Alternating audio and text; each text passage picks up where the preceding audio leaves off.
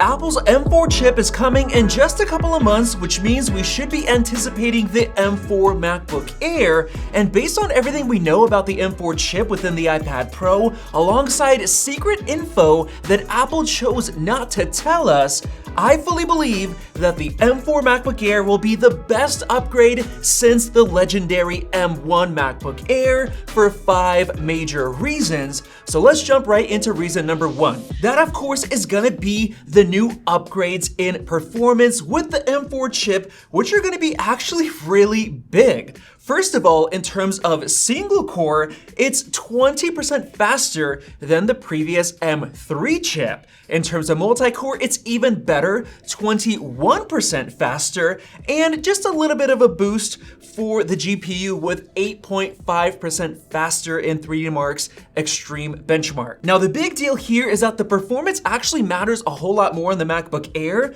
compared to the iPad Pro, which now has the M4 chip currently, because you can actually use full-fledged apps that can take advantage of all of that performance, like being able to do photo editing, video editing, programming, and more on just a MacBook Air. On the iPad Pro, the M4 chip is kind of overkill because you don't really have any good apps that can take advantage of all that performance. For example, the M4 iPad Pro was slower than the Surface Pro 11 with the X Elite chip at our Lightroom export test, taking 2 minutes and 34 seconds, while the M3 chip in the current MacBook Air did it in 1 minute and 50 seconds, so quite a lot faster than the M4 iPad Pro. On top of that, with the old M2 iPad Pro, it was already good enough for most games since all of them are optimized for iPadOS. So the M4 chip wasn't really a game changer on the iPad, but on the MacBook Air, there are much better games available. You got flagships, AAA games,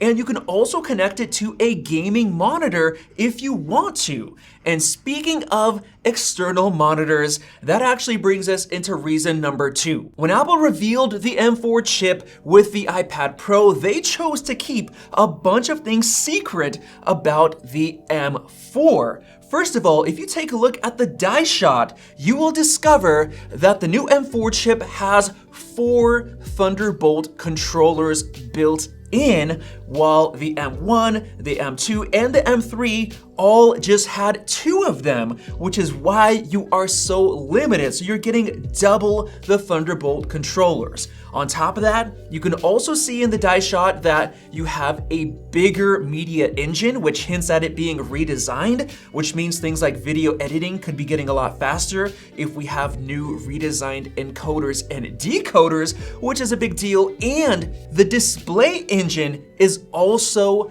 bigger, so that could potentially mean we're getting better support for external displays on top of that. So this means that after 4 years, the MacBook Air will no longer be as limited in terms of the I/O and certain media engine performance, because right now the M3 MacBook Air, you actually have to close it down into clamshell mode to support 2 displays. Well, that is going away with the M4 model. And on top of that, I do think that we will get a nice new design upgrade for the first time in 4 years, which brings us into number 3. But first, this is the Ugreen Nexode 100 watt charger, which puts out 100 watts max of fast charging, which can charge up the MacBook Air to 55% in less than 30 minutes, or even 4 devices at once, since it has a total of 4 ports, while having a super compact design, being smaller than Apple's 96 watt adapter. They also have their Ugreen Nexode power bank, 25,000 milliamp hour, 145 watt,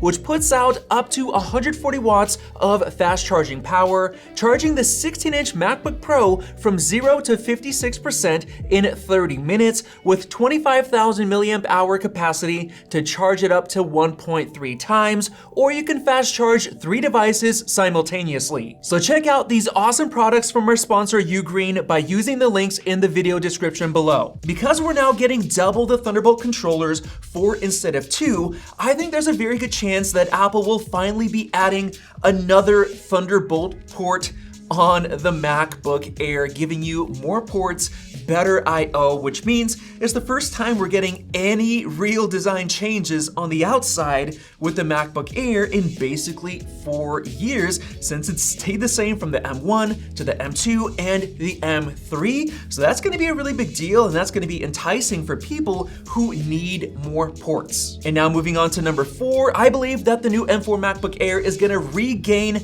the title of the Value King thanks to the M4 chip, and actually an upgrade to 12 gigabytes of RAM. Yes, 12, because if you look at the M4 iPad Pro, apparently there's 12 gigs of physical RAM chips, physical memory, but they disabled 4 gigs to keep it 8. I believe Apple's gonna unlock it to the full 12. But in terms of value, the new chips from the Windows laptop competition like the X Elite and the new AMD Ryzen AI 9 chips have caught up to the M3 chip and are now dominating the M3 MacBook Air in many tasks, especially because it's fanless, so it suffers in longer workloads like we can see in the Cinebench 2024 stress tests. And some of those laptops are actually starting to look very competitive now due to the lower prices, like only $1,300 for the Asus VivoBook S15, which comes with 1 terabyte of SSD and 16 gigs of RAM.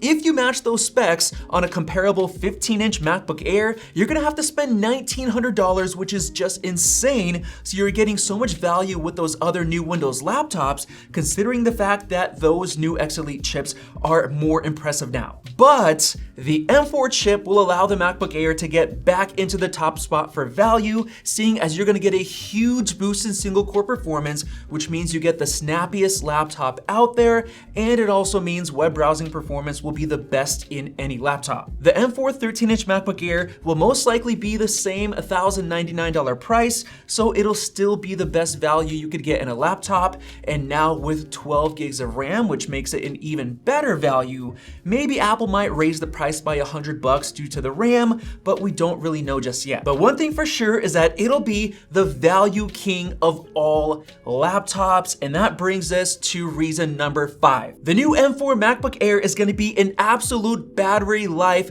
king, because right now the M3 MacBook Air is still the battery life king, beating out the X Elite chip in every single hands-on comparison test that we did, which includes everything from standby time and performance tasks. So the X Elite wasn't able to overtake it in terms of battery life, but of course it is a lot more powerful. The only problem is that Intel's Lunar Lake chip is coming next month, and I believe it's gonna have crazy good battery life because they've sacrificed a lot of multi-core performance by lowering the core count and focusing so much on battery. However, I do believe that the M4 MacBook Air will actually get a huge boost in battery life, and not because it'll come with a bigger battery, but because of the M4 chip itself. First of all, the M4 chip comes with 2 additional E-cores, a total of 6 instead of 4 on the M3 chip, which means the entire E-core cluster will be able to handle more tasks by itself instead of having to power on the performance cores, which is the best way to improve battery life.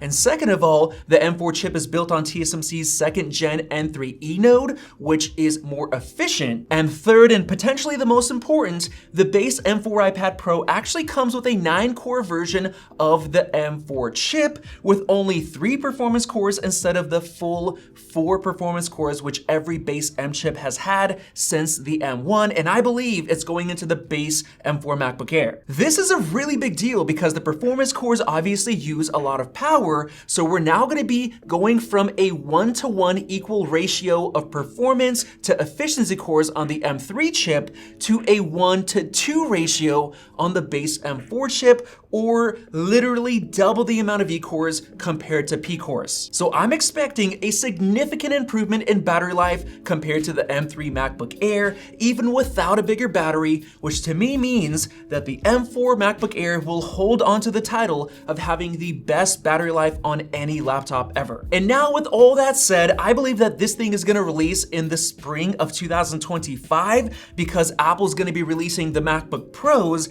this fall in just a couple of months when they reveal the M4 Pro chip and the M4 Max. They're also gonna have the base M4 MacBook Pro, and they're gonna want those to stay on the market for a while to get extra sales for their more expensive MacBook Pros for higher profits before they introduce the M4 MacBook Air in the spring. So with that said, hopefully you guys enjoyed this video on the M4 MacBook Air leaks, and if you did, let me know your thoughts down below. Definitely subscribe above for more videos like this one, and check out one of those two videos right there. Thanks for watching, and we'll see you in the next video.